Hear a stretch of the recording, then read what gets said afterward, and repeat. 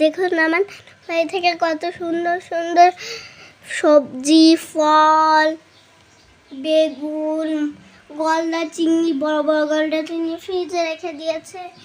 এবং এই সবজিগুলো বাইরে দেখুন কত খুব ভালো লাগে কত তরকারি দেখে। বড় এটা বড় গাছের লাউ, গাছের বড় বড় লাউ, কলা, আর এই যে বেগুন বড় বড়, এই যে কাঁচা কলা, এগুলো কিছুদিন পর গেলে পেকে যাবে।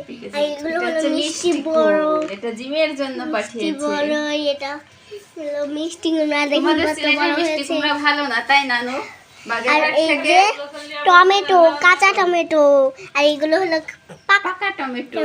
এগুলো দেশি সিম, গাছের সিম। আর এটা হলো টক বড়ই। টক বড়ই। তাহলে কি নানু দুই জাতের বড়ই পাঠিয়েছে না? হ্যাঁ, মিষ্টি বড়ই আর টক বড়ই। জি। মা আছে যতদিন বাড়ির জিনিস, সবজি, মাছ সব স্বাদ মতো খাওয়ান নেই। মুরগির বাচ্চা পাইছি। মুরগির বাচ্চা কয়টা আফা?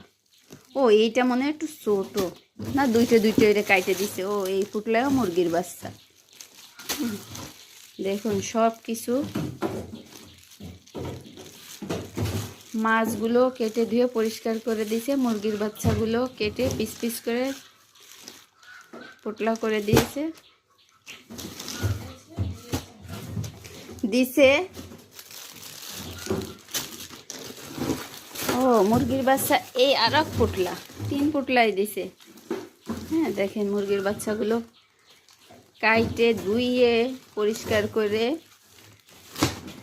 দিছে। উফ, আর ঠান্ডা হয়ে যাচ্ছে।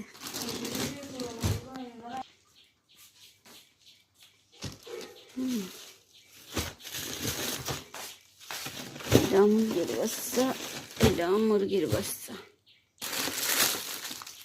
এইটা হচ্ছে পাতারি মাছ। এই যে